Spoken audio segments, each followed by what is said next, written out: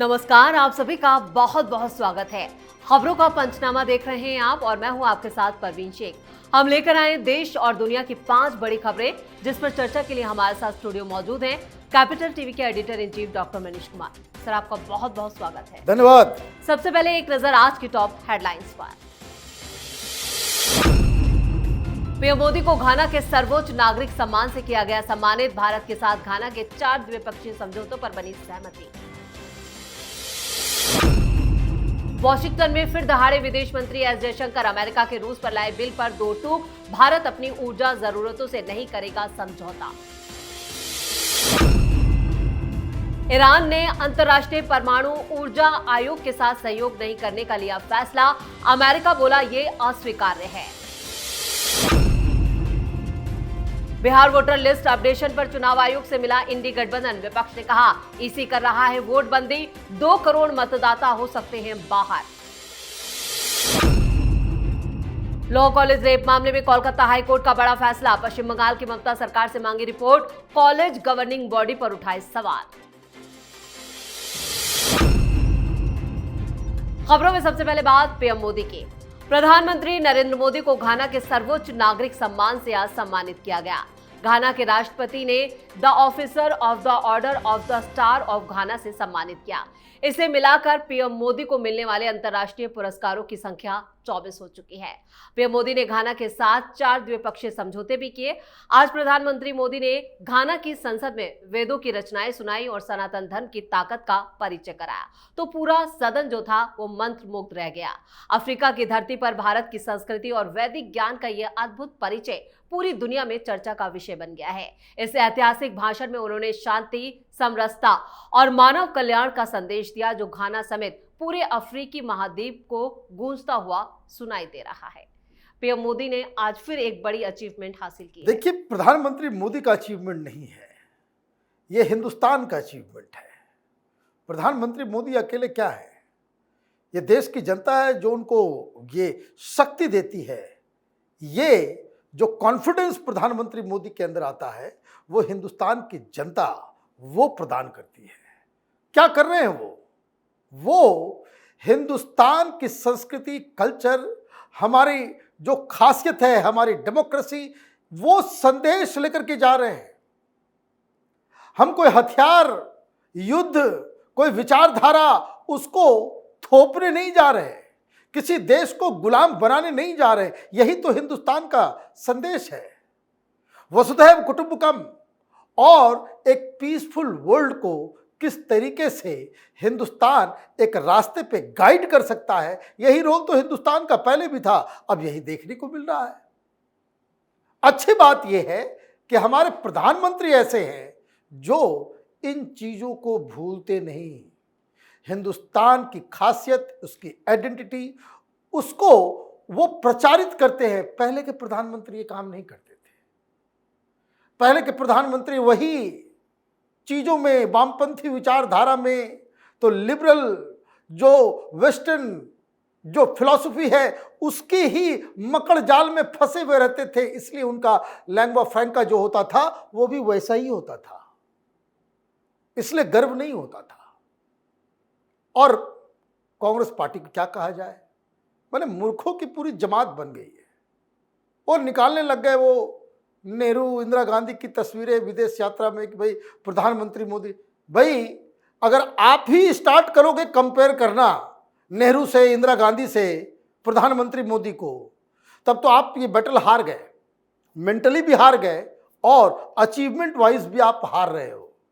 नेहरू को 24 देशों का सबसे हाईएस्ट सिविलियन पुरस्कार नहीं मिला और इस काउंटिंग की वजह से ही वह ग्रेट बैट्समैन कौन होता है, जितना सेंचुरी में लगाई, तो ग्रेटनेस तो उन्होंने साबित कर दिया।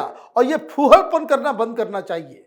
और टेलीविजन चैनलों पे जाकर के प्रधानमंत्री मोदी को जो आप लोग गालियों देने का जो एक नया एक कीर्तिमान स्थापित कर रहे हो, और आपस में ही कांग्रेसी प्रवक्ता कंपटीशन में लगे हुए हैं कि कौन कितना ज्यादा प्रधानमंत्री मोदी को गाली दे रहा है, तो ये कांग्रेस पार्टी की मानसिकता जो बिल्कुल घटिया, सड़क छाप स्तर की हो गई है, वो दर्शाता है।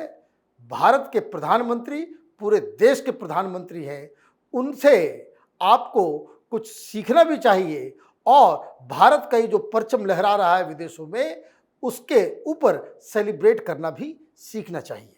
जी बिल्कुल। खबरों में आगे का रुख करते हैं।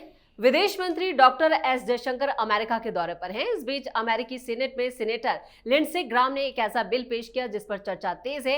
ये विधेयक रूस से तेल, गैस, यूरेनियम और दूसरे उत्पाद आयात करने वाले देशों पर आर्थिक दबाव बनाने के इरादे से लाया गया है। इस बिल में प्रावधान है कि ऐसे देशों से आने वाले उत्पादों पर अमेरिका 500% तक टैरिफ लगा सकता है, जिस पर जयशंकर ने साफ कह दिया कि भारत अपनी ऊर्जा सुरक्षा को लेकर गंभीर है और यही संदेश अमेरिका को भी दिया है। उन्होंने कहा कि हमारे राजदूत लगातार सीनेटर लिंडसे ग्राहम के संपर्क में हैं। उन्हें हमने अपनी ऊर्जा जरूरतों और स्थिति की जानकारी दे दी है। इसके साथ ही ये भी कहा कि अमेरिका के साथ जल्द डील जो है वो फाइनल हो जाएगी। एस जयशंकर फिर दहाड़े हैं, ऑपरेशन सिंदूर पर भी बड़ा बयान दिया। देखिए, हिंदुस्तान कोई झुकने वाले मुल्क में से नहीं है। अगर अमेरिका के किसी सांसद को ये लग रहा है कि आप वहाँ एक कानून बना देंगे कि भाई रूस से जो है आप तेल नहीं खरीदें, गैस नहीं खरीदें और पूरी दुनिया उसको मान लेगी, तो आपका वर्चस्व ही खतरे में आएगा। क्योंकि हम तो पेट्रोल ले रहे हैं, पेट्रोलियम उनसे ले रहे हैं, बाकी यूरोपियन देश तो गैस भी ले रहा है। ये क्यों भूल जा रहे हो? ये क्यों भूल जा रहे हो? आपका क्राइटेरिया क्या है? आप अपनी फॉरेन पॉलिसी तो बना सकते हैं, आप अपनी वाणिज्य नीति तो बना सकते हैं। आप किस देश के साथ क्या आप करार कर, भाई चीन के साथ आपने करार कर लिया, चीन का बिजनेस आप रोक देंगे क्या रूस के साथ? बकवास। ये पता नहीं क्या खा पी लिया है ये अमेरिका की सरकार और ट्रंप एडमिनिस्ट्रेशन ने। आप पूरी दुनिया को कंट्रोल इस तरह से, आप व्यापार व्यापार व्यापार व्यापार सब कुछ नहीं है। आप खुद अपने आप को आइसोलेट करने जा रहे हो। क्या हो गया? आपने तो कहा भाई एप्पल वाले हिंदुस्तान में बंद कर दो। बंद हो गया क्या? बंद हो गया क्या? तो ये बेकार की चीजें हैं। हिंदुस्तान एक डील पे जा रहा है, हमारी ज़रूरतें हैं। आपका दुश्मन होगा ईरान, लेकिन ईरान से हम पेट्रोल अभी भी ले रहे हैं, पहले भी ले रहे थे और वर्जित होने के बावजूद भी ले रहे थे। रूस से हमारे रिश्ते हैं, वो आप डिक्टेट नहीं कर सकते। और रही बात वाणिज्य की, ये तो गिव एंड टेक का सिस्टम है और लिबरल डेमोक्रेसी में इस तरह के पाबंदियां व्यापार के ऊपर ये बता रहा है कि अमेरिका की डेमोक्रेसी ही अब खतरे में आ गई है। जी, खबरों में अब बात ईरान की। ईरान ने अंतर्राष्ट्रीय परमाणु ऊर्जा आयोग यानी IAEA के साथ सहयोग न करने का फैसला किया है। पिछले महीने ईरान के परमाणु ठिकानों पर इजराइल और अमेरिका के अटैक के बाद ईरान ने यह फैसला लिया है। ईरान के राष्ट्रपति मसूद पेजेश्कियन ने IAEA के साथ सहयोग को रद्द करने वाले कानून पर हस्ताक्षर कर दिए, जिस पर अमेरिका ने कहा है कि यह अस्वीकार्य है। अमेरिकी विदेश विभाग की प्रवक्ता टेमी ब्रूस ने कहा, हम अस्वीकार्य शब्द का प्रयोग करेंगे। ईरान ने ऐसे समय में IAEA के साथ सहयोग निलंबित करने का फैसला लिया जब उसके पास अपना रुख बदलने और शांति और समृद्धि का रास्ता चुनने का मौका था। वहीं संयुक्त राष्ट्र प्रमुख एंटोनियो गुटेरेस के प्रवक्ता ने कहा कि यह फैसला चिंताजनक है। यानी अमेरिका पूरी तरह से ईरान पर भड़क गया है। देखिए, भड़कना नहीं, अब तो युद्ध शुरू होगा फिर से। 2 दिन पहले से हम लोग कह रहे हैं कि फिर से शुरू होगा। कई सारे सॉफ्टवेयर्स, हथियार वो इजराइल पहुंचाया जा रहा है और अमेरिका की तरफ से ये पहले ही कहा गया था कि ये युद्ध विराम की शर्त ये है कि आप न्यूक्लियर वेपन का जो प्रोग्राम है, आपका जो यूरेनियम इनरिचमेंट का जो प्रोग्राम है, उसको आप खत्म करेंगे। आपने 2 घोषणाएं की हैं। आपने ये कह दिया कि IAEA से आपका रिश्ता नहीं, मतलब ये कि कोई भी इंटरनेशनल एजेंसी आप क्या अपने लैब्स में कर रहे हैं इसकी कोई जांच नहीं होगी, आप इसकी कोई जानकारी नहीं देंगे। दुनिया भर में ये प्रोटोकॉल है। हम लोग भी कुछ न्यूक्लियर प्रोग्राम चलाते हैं तो बाकायदा वो सारी चीज़ें इंफॉर्मेशन देनी होती है IAEA के पास। उसके बाकायदा विजिटर्स आते हैं, वो जो इंस्पेक्शन करते हैं। ये पूरी दुनिया का प्रोटोकॉल है, कोई नई बात नहीं है, चाहे हिंदुस्तान हो, पाकिस्तान हो, कहीं भी। अब आपने कह दिया कि भाई IAEA से रिश्ता नहीं, तो आप जो अंदर खाने आप करते रहे उस पर दुनिया की कोई कंट्रोल नहीं है, कोई जानकारी नहीं आप शेयर करेंगे। तो डोनाल्ड ट्रंप क्या करेंगे? घूम फिर के तो वहीं पे आ गए। बड़ा कह रहे थे कि हमने रुकवा दिया वॉर रुकवा दिया, नोबेल प्राइज चाहिए। अब तो नोबेल प्राइज नहीं मिलेगा। अब आपके लीडरशिप के ऊपर सवाल खड़े हो रहे कि आप हमला करोगे या नहीं करोगे, या हिम्मत हार जाओगे, डर जाओगे, क्योंकि रोज ईरान धमकियां दे रहा है। पिछली बार जब आपने हमला किया तब 2-3 चीजें नहीं थी। एक, ईरान की वो धमकी कि अमेरिका के अंदर उसके स्लीपर सेल्स हैं जो अमेरिका के अंदर कोहराम मचाएंगे, 1, एंड नंबर 2, आपके सिर के ऊपर फतवा जारी नहीं हुआ था। तो डोनाल्ड ट्रंप के मौत का फतवा निकाल करके IAEA से रिश्ता तोड़ करके ये घोषणा करके कि we are going ahead with our nuclear program, तो ये तो सीधे सीधे डोनाल्ड ट्रंप को चुनौती दी गई है। अब देखिए ये क्या करते हैं, कायरों की तरफ भाग जाते हैं या फिर से हमला करते हैं। जी, खबरों में अब बात वोटर लिस्ट पर मचे घमासान की। चुनाव आयोग बिहार में वोटर लिस्ट का स्पेशल इंटेंसिव रिवीजन कर रहा है, जिस पर विपक्ष ने सवाल उठाए। इसी मुद्दे को लेकर कांग्रेस, RJD, लेफ्ट, सपा और शरद पवार की NCP समेत इंडी गठबंधन के 11 दलों ने चुनाव आयोग के अधिकारियों से मुलाकात की। उन्होंने मुख्य चुनाव आयुक्त ज्ञानेश कुमार को एक संयुक्त ज्ञापन सौंपकर इस प्रक्रिया को वंचित तबकों के मताधिकार पर हमला बताया। विपक्ष ने आरोप लगाया कि विधानसभा चुनाव से ठीक पहले कराई जा रही इस कवायद की वजह से 2 करोड़ लोग वोट डालने का अधिकार खो सकते हैं। बिहार में चुनाव आयोग का जो एक्शन है और वोटर लिस्ट पर इतना घमासान क्यों? जितने लोग गए थे ना, और जो पार्टियां गई थी, उसके जितने जो चीफ हैं, उनसे कहीं ज्यादा अकल, ज्यादा पढ़े लिखे लोग इलेक्शन कमीशन में हैं। ये तेजस्वी यादव बताएगा, ये राहुल गांधी बताएंगे, ये अखिलेश यादव बताएंगे, ये ममता बनर्जी बताएंगी। 2 करोड़ लोगों का लिस्ट नाम से हट जाएगा। क्या मजाक है ये? आप भड़काने की कोशिश कर रहे हो। एक भी वोटर अगर वोटर लिस्ट में नहीं है तो इसके लिए जिम्मेदार इलेक्शन कमीशन होगा, और एक भी फर्जी वोटर है तो उसके लिए भी जिम्मेदार इलेक्शन कमीशन होगा। आप ये धमकियां देना बंद करो। ये मनोज झा, ये DU में प्रोफेसर है, वो जाकर के धमकी दे रहा है इलेक्शन कमीशन को कि अभी तो हम सिर्फ याचनाएं कर रहे हैं, लेकिन ये अंगार फैला देंगे, बवाल काट देंगे। कहां? तो बिहार के अंदर इलेक्शन नहीं होने देंगे। और एक और गुंडा पाल रखा है इन्होंने, वो ये कह रहा है कि कोई BLO आए तो उसका उपचार कर देना। ये पप्पू यादव हैं? आप ये धमकियां दे रहे हो कि वहां पे काम नहीं करने देना है। एक बात बड़ी साफ है, इलेक्शन कमीशन कह रहा है कि बहुत सारे फर्जी वोटर्स हैं, उसको साफ करना है। कौन इसके विरोध में है? अगर आप विरोध में हैं, इसका मतलब है फर्जी वोटर्स तुम लोगों ने ही बनाए हैं, तुम लोगों ने बनाए हैं, तुम लोगों ने सड़ा दिया है हिंदुस्तान के डेमोक्रेटिक सिस्टम को। तमाशा बना रखा है इन लोगों ने। अगर इलेक्शन कमीशन कह रहा है कि हम इसको साफ करना है, अच्छा शख्स, अच्छी पार्टी, अच्छा नेता ये कहता, बोलो हम कैसे मदद करें, हमारी तरफ से क्या चाहिए आपको, आपका जो टारगेट है उसको टारगेट को और कम समय में सॉलिड तरीके से, किस तरीके से हम आपकी मदद कर सकते हैं कि ये जो इलेक्शन कमीशन का जो वोटर लिस्ट हो वो साफ सुथरा हो, उसके लिए हम हर मोहल्ले में अपने लोगों को मैदान में उतार देंगे।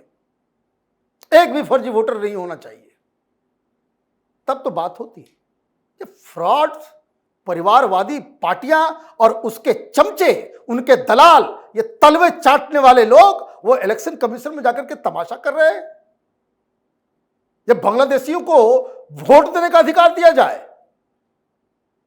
तो देखिए ये फ्रॉड लोग हैं, इनकी फ्रॉड कि तरीका आप समझिए कि वहां जाकर के विरोध भी कर रहे हैं, और इलेक्शन कमीशन ने जो नोटिस जारी किया है तो वो BLO भी अपॉइंट कर रहे हैं। जो BLA जो है ब्लॉक लेवल एजेंट्स, वो भी अपॉइंट कर रहे हैं। दोनों तरफ से इनको चितपट सब चाहिए। तो देखिए, ये लोग झूठे फ्रॉड किस्म के लोग हैं। जो कोई भी एक साफ सुथरे वोटर लिस्ट के विरोध में खड़ा है, फर्जीवाड़ा के समर्थन में खड़ा है। जी, और खबरों के आखिर में बात ममता बनर्जी की। कोलकाता हाईकोर्ट ने आज लॉ कॉलेज गैंगरेप मामले में दायर 3 जनहित याचिकाओं पर पश्चिम बंगाल सरकार से रिपोर्ट मांगी है। कोर्ट ने यह भी सवाल किया कि कॉलेज की गवर्निंग बॉडी के मामले में शामिल उन्हें क्यों नहीं किया गया। इससे पहले 2 जुलाई को कोलकाता पुलिस ने कहा था कि पुलिस बल का जासूसी विभाग मामले की जांच अपने हाथ में लेगा। 25 जून को साउथ कोलकाता लॉ कॉलेज के अंदर एक छात्रा के साथ सामूहिक बलात्कार किया गया था, जिस पर ममता बनर्जी बुरी तरह से फंस गई हैं। इससे पहले अलीपुर कोर्ट ने 3 मुख्य आरोपियों को 8 जुलाई तक पुलिस हिरासत में भेज दिया था।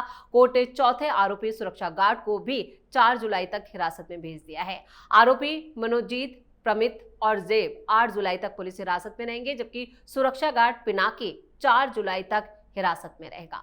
कोलकाता हाई कोर्ट ने यहां पर रिपोर्ट मांगी है, तो इस मामले में कुछ नया होगा? कुछ नया नहीं होगा। देखिए, CBI को दे देना चाहिए। वहां पे कोई नियम कानून का राज नहीं है, वहां पॉलिटिकल पार्टी का राज है। पॉलिटिकल पार्टी का राज है। जो जानकारी आ रही है वो ये कि मनोजीत मिश्रा को ये लग नहीं रहा था कि लड़की को रेप करेंगे, तो इतनी हिम्मत उसमें होगी कि वो पुलिस के पास जाकर के कंप्लेन कर देगी। बात समझिए, कितनी खतरनाक बात है ये। मतलब बंगाल में इस तरह से लड़कियों का रेप हो रहा है। दैट सिक क्रिमिनल माइंडसेट को समझिए कि भाई वहां के लोग डरते हैं कि भाई police is equal to TMC political party. TMC political party का वो एक एक्सटेंशन हो गया, वो उसके ही कार्यकर्ता के रूप में काम करती है वहां की पुलिस। इसलिए इन गुंडों को यह लगता है कि हम TMC के लीडर हैं, हम रेप कर देंगे तो रेप जिसका होगा वो डर के मारे पुलिस के पास नहीं जाएगा, क्योंकि उसको मालूम है कि यहां कुछ नहीं होने जा रहा। मतलब कानून व्यवस्था तो क्रम्बल कर गया, क्रम्बल कर गया ये। अब ऐसे में हाईकोर्ट बड़ी दिन के बाद जो है उनकी नींद टूटती है? ऐसे तो सुप्रीम कोर्ट भी अभी तक सोया हुआ है ना? कोई मुस्लिम लड़की होती या पॉलिटिकली उस तरह का जो बवाल मचता है वामपंथियों के द्वारा, है तो सुप्रीम कोर्ट सू मोटो ले लेता। सीधे सुप्रीम कोर्ट जो है इसके अंदर आता, भाई क्या हुआ, हम चौधरी, है ना? अभी सब शांत बैठे हुए हैं। ममता बनर्जी का केस आता है तो सुप्रीम कोर्ट के हाथ पैर भी फूलने लग जाते हैं। वो बंगाली जजेज कह देते कि हाँ हम नहीं करेंगे, हम इससे अपने आप को बाहर करेंगे। ये जजेस डर रहे हैं। क्या बकवास है? हाईकोर्ट हाईकोर्ट हाईकोर्ट हाईकोर्ट ने क्या कर लिया? फांसी पे चल गया क्या वो औरंगजेब, शाहजहां, पता नहीं कौन, वो संदेश खाली वाला? क्या हो रहा है? कुछ नहीं हो रहा है। ये बेकार का, मतलब आंख के सामने केस चल रहा है और PIL करने की आवश्यकता पड़ेगी? चुल्लू और पानी में डूब मरना चाहिए ऐसे जुडिशियल सिस्टम को।